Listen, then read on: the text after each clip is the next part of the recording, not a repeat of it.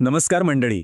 शेतीमध्ये उत्पादन वाढवायचं म्हटलं की आपल्या डोळ्यासमोर येतात मोठे ट्रॅक्टर आणि महागडी यंत्र, बरोबर ना? पण आज आपण अशा 10 छोट्या, अगदी साध्या वाटणाऱ्या साधनांबद्दल बोलणार आहोत, जी कमी खर्चात अक्षरशः मोठा बदल घडवू शकतात. चला तर मग बघूया ही साधनं कोणती आहेत. हे बघा, हे वाक्य किती महत्वाचं आहे. आपण नेहमी मोठ्या महागड्या गोष्टींच्या मागे धावतो, पण खरं सांगायचं तर खरी जादू, खरी क्रांती दडलेली आहे या लहान सोप्या साधनांमध्ये, ज्यांच्याकडे आपलं सहसा लक्षही जात नाही. आता मनात प्रश्न आला असेल की एवढं सगळं सोडून या लहान साधनांवरच का बोलायचं? तर याचं कारण खूप सोपं आहे. यातलं प्रत्येक साधन एक छोटासा बदल घडवतं, पण जेव्हा हे सगळे छोटे छोटे बदल एकत्र येतात ना, तेव्हा त्याचा आपल्या वेळेवर, खर्चावर आणि सगळ्यात महत्त्वाचं म्हणजे आपल्या उत्पादनावर होणारा परिणाम तो प्रचंड मोठा असतो. हे 4 मुद्दे बघा. हे फक्त फायदे नाहीत, तर हे थेट आपल्या फायद्याचं गणित आहे. विचार करा, मजुरी वाचली म्हणजे पैसे वाचले. खतं आणि पाणी वाया गेलं नाही म्हणजे पुन्हा पैसे वाचले. कामात अचूकता आली आणि पिकाची क्वालिटी सुधारली. याचा सरळ सरळ अर्थ काय, तर आपला नफा वाढला. इतकं सोपं आहे हे. चला तर मग आपल्या यादीतल्या पहिल्या साधनाकडे वळूया. आणि सुरुवात कुठून करणार? तर शेतीच्या अगदी पायापासून, म्हणजे आपल्या मातीपासून. आपलं पहिलं साधन आहे पोर्टेबल सॉइल टेस्टिंग किट.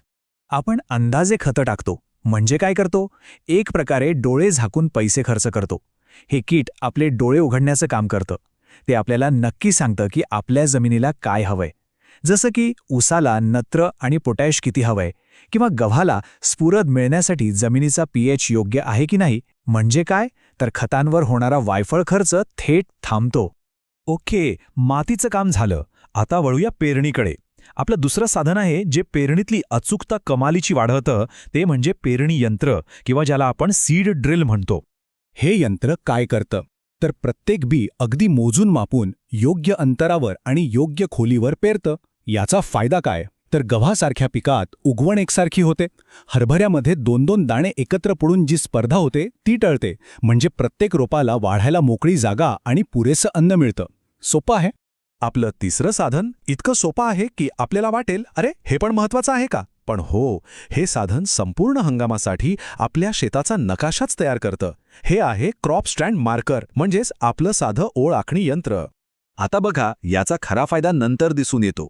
एकदा का ओळी सरळ आणि समान अंतरावर आखल्या गेल्या की मग खुरपणी असो, फवारणी असो किंवा खत देणं असो, सगळी कामं कितीतरी सोपी आणि पटापट होतात. म्हणजे नंतरचा त्रास आणि वेळ दोन्ही वाचतो. चला आता एका अशा समस्येबद्दल बोलूया जी आपल्याला डोळ्यांनी दिसत नाही, पण पिकाचं मोठं नुकसान करते. ही समस्या आहे जमिनीच्या आत एक कठीण थर. आणि हा अदृश्य शत्रू शोधून काढणारा आपलं साधन आहे साधा हार्डपॅन टेस्टर किंवा पेनिट्रोमीटर. हा जो कठीण थर असतो ना, तो म्हणजे पिकाच्या मुळांसाठी जणू काही एक भिंतच असते. मुळं खाली जाऊच शकत नाहीत. मग पीक वाढणार कसं? हे छोटंसं साधन आपल्याला अचूकपणे सांगतं की ही भिंत कुठे आहे. खास करून गहू आणि ऊसासारखी पिकं, ज्यांची मुळं खोलवर जातात, त्यांच्यासाठी तर हे तपासणं खूपच गरजेचं आहे. बरं, पेरणी झाली, आता पीक वाढीला लागलं. या अवस्थेत पिकाला मदत करणारी साधनं कोणती? चला पुढच्या विभागात बघूया. आणि सुरुवात करूया पिकाच्या सगळ्यात मोठ्या शत्रूला, म्हणजे तणाला नियंत्रणात ठेवणाऱ्या साधनाने, हाताने चालणाऱ्या खुरपणी यंत्रणेने. तण म्हणजे काय, तर आपल्या पिकाच्या वाढचं अन्न आणि पाणी चोरणारा चोर.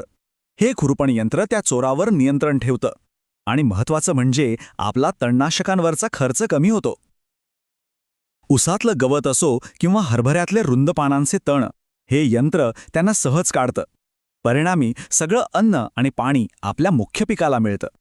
शेतीमध्ये पाण्याला जीवन म्हणतात, आणि या जीवनाचा एकही थेंब वाया जाऊ नये यासाठीचं पुढचं साधन आहे. आपण बोलतोय पाणी व्यवस्थापनाबद्दल, आणि त्यासाठीचं आपलं साधन आहे मायक्रो ड्रिप किट्स.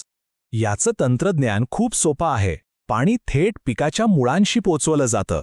म्हणजे इकडे तिकडे वाहून जाणं किंवा उन्हामुळे उडून जाणं हा प्रश्नच येत नाही. पाण्याचा प्रत्येक थेंब कामाला लागतो. आणि ऊसासारखं पीक, ज्याला पाण्याची गरज जास्त असते, त्याच्यासाठी तर हे खऱ्या अर्थाने एक वरदान आहे. आता आपण अशा साधनांबद्दल बोलणार आहोत जी आपल्याला अंदाजपंचे काम करण्यापासून थांबवतात, जी आपल्याला ठोस आकडेवारी देतात, म्हणजे डेटावर आधारित शेती. आणि यातलं पहिलं महत्त्वाचं साधन आहे मातीतील ओलावा मोजणारं मीटर. आपला सर्वात मोठा प्रश्न असतो, पिकाला पाणी कधी द्यायचं आणि किती द्यायचं. या दोन्ही प्रश्नांचं अचूक उत्तर हे मीटर देतं. ते आपल्याला सांगतं की जमिनीत नेमका किती ओलावा आहे. त्यामुळे जास्त पाणी देऊन होणारे बुरशीजन्य रोग जसे हरभऱ्यात होतात ते सहज टाळता येतात. म्हणजे अचूक वेळी अचूक पाणी. पिकावर कीड पडल्यावर फवारणी करण्यापेक्षा कीड येण्याआधीच आपल्याला सूचना मिळाली तर किती बरं होईल. तर हेच काम करतं आपलं पुढचं साधन, हातातील कीड सापळे म्हणजेच पिवळे चिकट सापळे. हे सापळे म्हणजे आपल्या शेताचे वॉचमॅन आहेत. ते आपल्याला धोक्याची पूर्वसूचना देतात. मोठी कीड येऊन नुकसान करण्याच्या आतच हे सापळे आपल्याला सांगतात की कोणत्या किडींचा हल्ला सुरू झाला आहे. मग आपण महागडी फवारणी करण्याऐवजी योग्य वेळी योग्य उपाय करू शकतो. आपण सुरुवातीला मातीच्या pH बद्दल बोललो होतो. आता त्याच महत्त्वाच्या घटकाला तपासण्यासाठी एक अगदी सोपं आणि पटकन वापरता येणारं साधन बघूया. हे आहे लहान टेन्शिओमीटर किंवा त्यालाच आपण pH पेन म्हणू शकतो. कल्पना करा की आपल्या ताटात जेवण आहे पण आपले हात बांधलेले आहेत. जमिनीचा pH चुकीचा असला की पिकाची अवस्था अगदी अशीच होते. म्हणजे जमिनीत खत असूनही पीक ते घेऊ शकत नाही. हे pH पेन आपल्याला खत देण्याआधीच सांगतं की पिकाचे हात मोकळे आहेत की नाही. आणि आता आपल्या यादीतलं शेवटचं 10वं साधन हे एका खूप जुन्या समस्येवरचा एकदम नवीन आधुनिक उपाय आहे. समस्या आहे आपण केलेल्या कामाच्या नोंदी न ठेवणं. आणि उपाय आहे स्मार्ट नोंदीसाठी QR किट. हे वापरायला खूप सोपं आहे. फक्त QR कोड स्कॅन करायचा आणि आपण काय काम केलं त्याची नोंद करायची. म्हणजे काय तर आपल्या प्रत्येक कामाची एक डिजिटल डायरीज तयार होते. आणि या डायरीचा फायदा काय तर या हंगामात आपण काय केलं, काय चुकलं, काय बरोबर आलं, ही सगळी माहिती पुढच्या हंगामात योग्य निर्णय घेण्यासाठी आपल्या कामी येते. तर मग सुरुवात कुठून करायची हा गोंधळ होऊ नये म्हणून ही एक सोपी चेकलिस्ट आहे. समजा आपलं मुख्य पीक ऊस आहे तर लगेच माती परीक्षण किट, ड्रिप किट आणि हार्ड पॅन टेस्टरवर लक्ष द्या. जर गहू असेल तर पेरणी यंत्र आणि माती परीक्षण किटला प्राधान्य द्या. आणि हरभरा असेल तर पेरणी यंत्रासोबत खुरपणी यंत्र आणि कीटक सापळे सर्वात आधी वापरायला सुरुवात करा. तर आज आपण पाहिलं की मोठे बदल घडवण्यासाठी नेहमी मोठ्या गोष्टींचीच गरज नसते. कधीकधी छोटासा बदलही खूप मोठे चांगले परिणाम देऊ शकतो. तर मग आता स्वतःला एक प्रश्न विचारा.